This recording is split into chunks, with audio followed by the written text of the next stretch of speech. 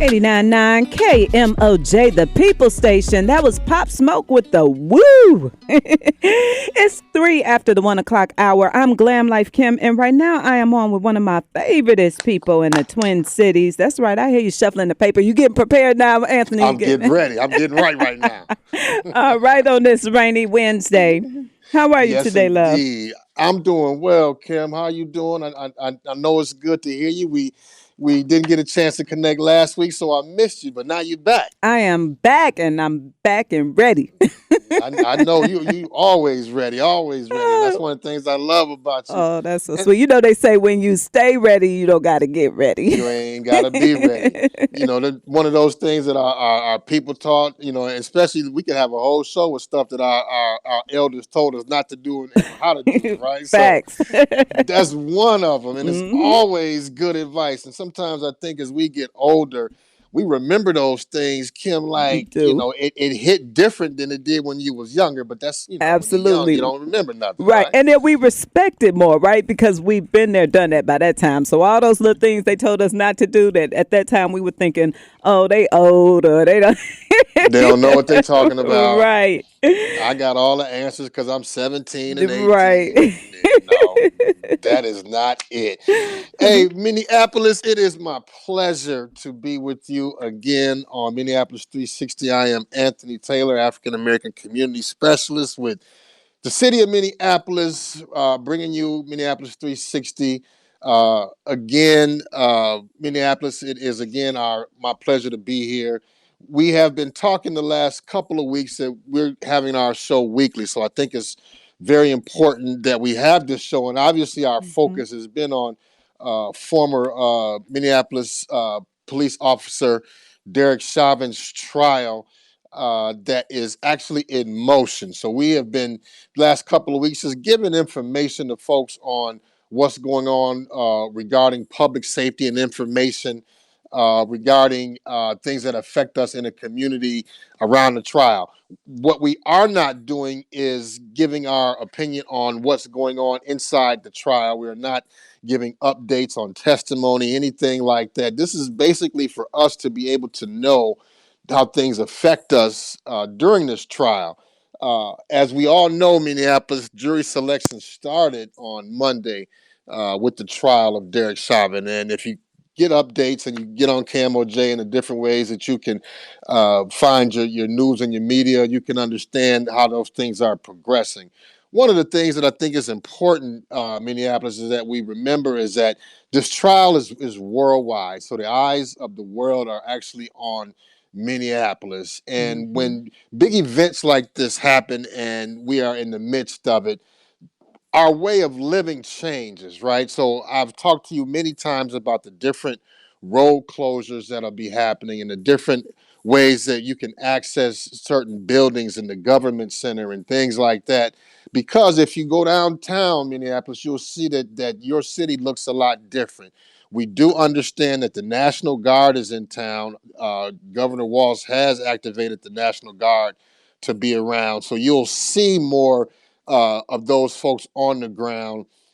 Crews have been around to install perimeters around the government center and city hall in preparation for that. So that may cause some changes to how you get around, specifically with the bus or the light rail. So a lot of times that these things happen is for our job, I think, as a city to make sure folks are informed. One of the good things about this platform, Minneapolis, that I'm happy to have is I want to give people a chance or an opportunity to call in and just weigh in on their thoughts. A couple of weeks ago, the phone lines were hot, Kim, right? Oh, my Folks God. were calling in and just, remind folks how you felt about people when they were calling in and just kind of giving their opinion about this upcoming trial. Man, I just thought it was great that they were listening and that they were definitely, they wanted to speak on it. They wanted to talk about it. So, again, today is your opportunity. If you are tuned in now and you have some questions about, or concerns about some of the things that we're mentioning, or if you have some statements that that you want to make, we're opening up the phone lines today, right? The phone lines are open, Minneapolis. So if you are able to call in and just tell us your thoughts on how you feel Please do. Let me give What them the number. Give them the number, Kim. 612-377-3456. Again, that's 612-377-3456. And we'll mention it again later in case you weren't able to write it down at this time. Absolutely. One of the things too is that we have to understand that some of the buildings are closed. So the government center parking ramp is closed. We understand that is closed too. Domestic abuse center, to access remote services, you got to call 612-348-5073. You can always get updates if you go to minneapolis.gov. Also, too, our Office of Violence Prevention folks are putting in outreach workers. There's an RFP for folks to get into if you want to kind of activate some of the work around your community. The Office of Violence Prevention is one of those departments that really does a great job in helping out our community. It's really interesting how I think that a lot of times, Kim, we as a community understand the importance of really accessing information and being able to be involved in our community, because there's a lot of people on the ground, boots on the ground, that's really wanting to do work to help out our city. Yep. Well, Anthony, our phone lines are ringing already. Well, I let's placed let's them on hold. They keep calling. Should we take a caller? let's go in Let's see what Minneapolis. they want to. Let's hear what people got to say. All right. KMOJ. Oh, hey, I'm calling. My main concern is the future of George Floyd Square. I know the police said they're going to try to take it out after the trial, and I'm just hoping the community is mobilizing to protect it. Yeah, I hope so too. You know, that's definitely one of the biggest things. What's your name, caller? Oh, I'm Slater from Uptown. Uptown. Yeah, you know, that's obviously one of the biggest things that is in our city is around George Floyd Square, and being able to make sure that people voice their opinions around that, because that's actually a sacred place. Would you think? Absolutely. Yeah, 1,000%. It feels like a memorial that can't just be swept out at the convenience of the state. Yep. Oh. That's true. Yeah, that's all I got to say. Let me open up the phone line for the rest of the All right. community. Thank you so much. We appreciate you. Thank you. KMOJ. Yeah, I got a couple of things to say about this trial. The upcoming trial. My name's Grant. I'm North Side for It's Life. okay. It's kind of hard to hear you, hon. Okay. What do you think? Oh, my phone was upside down. Okay, yeah, and it's like some noise in the Yeah. background. Yeah. Yeah, we got a lot of noise in my warehouse. I'm at work. Oh, okay. But what I'm thinking about is, I mean, we got the upcoming trials, and I understand George Floyd's death and all that. But what I hope our people take a look at is, we're still killing each other. And if they can see that other people are killing us as well, we should take a look at what's going on with George Floyd and look at what we're doing to our own community. And hopefully that will impact and help people look at our community is distraught just as much without just one white man killing one black man, with all blacks killing blacks. I hope we get something out of this, but I hope we find something for ourselves as well. I agree. Thank you for calling, caller. What's your thoughts? Do you have any takes on that, or should we take the next caller first? Yeah, let's take the next caller, and then we'll speak Hello. on it a little bit more. Hey, how are you, hon? I'm doing well. How are you two? Good. Good, Well, good. good. I just wanted to chime in and just say, with being Minneapolis has been my home for the past 23 years. Originally from down south, but I too think that everywhere is watching us. The whole world, especially other countries as well as other states here in USA. We need to do what's right. We need to make the president and let them know. When I say them, the officers, this is not it's not a game anymore. It's really serious. Lives are being taken and lives are being uprooted. Feelings and emotions. I think Mr. Chavez, his feelings and emotions got the best of him, and he took that man's life, Mr. George Floyd, right on it was televised. We saw it. So hopefully we do the right thing and find them guilty. And I also think last thing is that we need to change the black and white. The laws need to be changed. We are not back with the founding so-called fathers. You know, it's 2021. Some of those things that are in black and white need to be rewritten for today's time. Thank you guys so much for the work you do. Thank you. Great Yes, comment. yes, Absolutely. I thank agree. you. Have a great rest of your day. You too. Thanks. Thank you. Yes, In a couple of themes too, Kim, and it's like people are talking about folks want justice, right? Right. Folks want justice, and then one of the callers that resonated with me, I think a couple of weeks ago, is just the change in our laws and our policy, and having people that look like us be in charge of things that affect us as black folks, right? We Mm-hmm. understand that this is a systemic issue in our country, and systemic racism is real. It's Mm-hmm. so hard to understand the magnitude of where we at because this is in our city, and I think it's important for folks to be able to express that. So, thank you, caller. Thanks, folks, for We chiming in. we have one Let's more if you want to let's take get it. another one. All right. Absolutely. KMOJ, you still there, caller? Hi, I'm sorry. I'm calling on behalf of Metro Transit. I wasn't sure if the segment was over or not. No, you are on air and Is ready it to go. is this Joanna? This is she. How are you guys? Getting Um, yourself love. we Good. good. Thank you so much. Thanks for calling, Joanna. And one of the things that I thought we had mentioned earlier was just some of the ways that this trial could affect folks getting around. So you are with Metro Transit. Just tell us what you do for Metro Transit, Joanna. Sure. I am a community outreach and engagement coordinator. So I'm one of the people that works for Metro Transit and tries to convey the voices of the community back to our organization. Great. So this is Joanna Hubbard Rivera from Metro Transit. Talk to us briefly, Joanna. Like, we understand that the city is preparing for this trial. So we've got a lot of our municipalities doing different things. Regarding Metro Transit, right? What is being done to prepare for this trial regarding Metro Transit? Sure. So we partnered with state and local officials in preparation for the trial, actually. We've taken steps to help employees and riders know and understand any changes in transit service due to the trial. As the area prepares for trial, it's anticipated that the demonstrations might take place, obviously, right? So we respect and support the rights of people to peacefully give voice to their views, and we're just prepared to detour.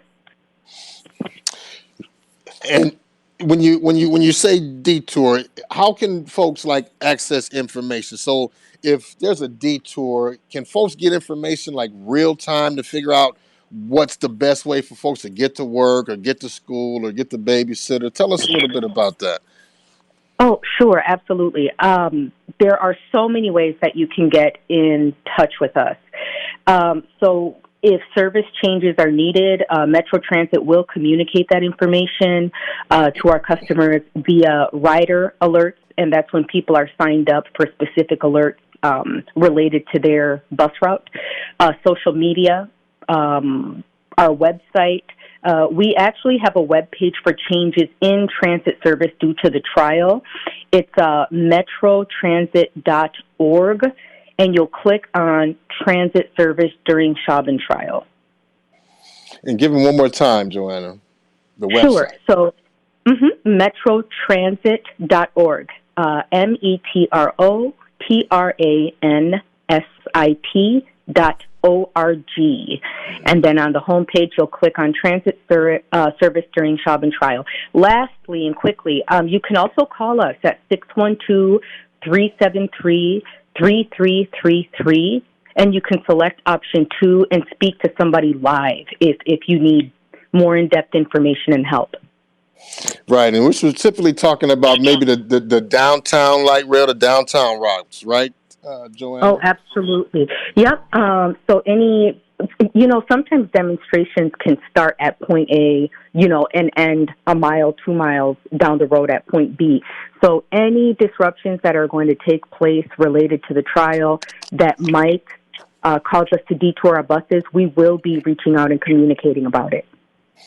Appreciate it. Thank you. I appreciate you being on the show today. Any last words for folks that you'd like to express from Metro Transit, Joanna? No, but just personally, I love KMOJ. I've been listening to you guys since 1992, I think, when Wow. I was a kid. I love y'all. So thank you We so much. love I you appreciate you having too. me. Thank Thank, you. thank you, Have a great day. Joanna. All right, you You too. too. Bye bye. That was Joanna Hubbard Rivera from Metro Transit talking about how you access information if there's some disruption in service. And she said metrotransit.org rider alerts is the website you can go to. You can also call 612-373-3333. And I think a lot of us understand who ride public transportation at times that those websites are really easy to access as well. So I want to thank Joanna from Metro Transit coming on the show to talk to us about that today. This is a big deal, Minneapolis. From what the information that I have, jury selection should take a couple of weeks, and the trial, I think opening statements are scheduled for March 29th. You can always log on to KMOJ to find out information regarding the trial.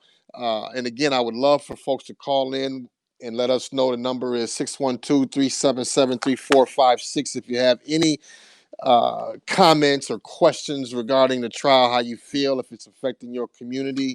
But I do know a lot of folks want justice. I think there's a lot of people in our community talking about what happens to 30th and Chicago and George Floyd Square, and people really are leaned into that. Please, I always tell you before, if you want to find out information regarding some of the work that the Office of Violence Prevention is doing, and some of the proposals that are out there so folks can get some funds to kind of activate in their community, please go to the Minneapolis.gov website, type in Office of Violence Prevention to be able to find that information. And one of the biggest things, too, Minneapolis, that I want folks to understand is you can call 311. Kim, we've talked about Hmm. 311 throughout the course of the show and how easy it Anything, is. right? Anything. Anything you need to know about it. If you are, what's say, if you don't know who to call, we're not calling Call Ghostbusters. We calling 311 we call it 311, and they may give you information to get in touch with some type of Ghostbusters. ghostbuster or Right. something to that effect. So one of the things too I want to talk just really briefly, and this was for our grown folks with kids and babies, and just understanding that we are still in a COVID world. COVID is still real. Being able to talk to our people about our young people, just about what they see and hear Yeah. regarding George Floyd and Right. the video that's been out there. And I want to just tease next week's show. We're going to talk about how we deal with trauma in our community, especially around traumatic events, and even this trial being a traumatic event. A lot of it is opening up wounds that have not been Mm-hmm. sufficiently healed in our Mm-hmm. community, and we all know that that's something that is definitely in the air and it's not resolved. So Right. this And can be those a have that traumatic have event. not been open for our youth. Mm-hmm. Absolutely, absolutely. So wanted to talk about that briefly. Kim, just share your thoughts, and you don't have to necessarily get into details, but just when you talk about the world watching Minneapolis and the world being here, like for instance, I was downtown at the government center yesterday, and I was walking around, and there's so many press and reporters, and as I'm walking, I can see this camera crew walking, and this is a lady who was talking in German, Mm. right? So she was reporting in German, and I Wow. had to assume that it was from Germany. Mm-hmm. Mm. So and if you get on the reports and you get your news, and you'll see different links. There's articles in the New York Times, there's articles in the Washington Post. There's so many different outlets that are picking this up. Just how does that make you feel, Kim, when this is happening? First of all, in our city, but how it's affecting the way folks view Minneapolis. Man, it's So this is the crazy thing for me is, of course, it's not just Minneapolis that's affected, right? The world is affected because when it happened, when that incident occurred, everybody all over I mean, I'm not going to say everybody, but man, most of the world reacted to it, right?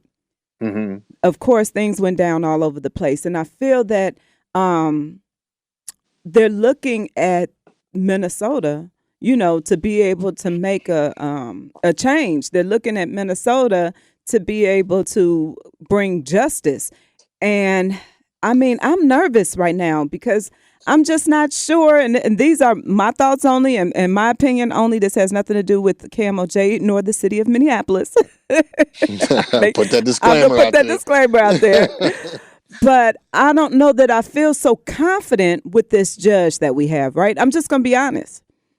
Hmm. And I don't know if we're going to get the justice that we deserve, right? Or that George Floyd's family deserves, or even us as a state, us as a people, us as a community, us as, I mean, the world.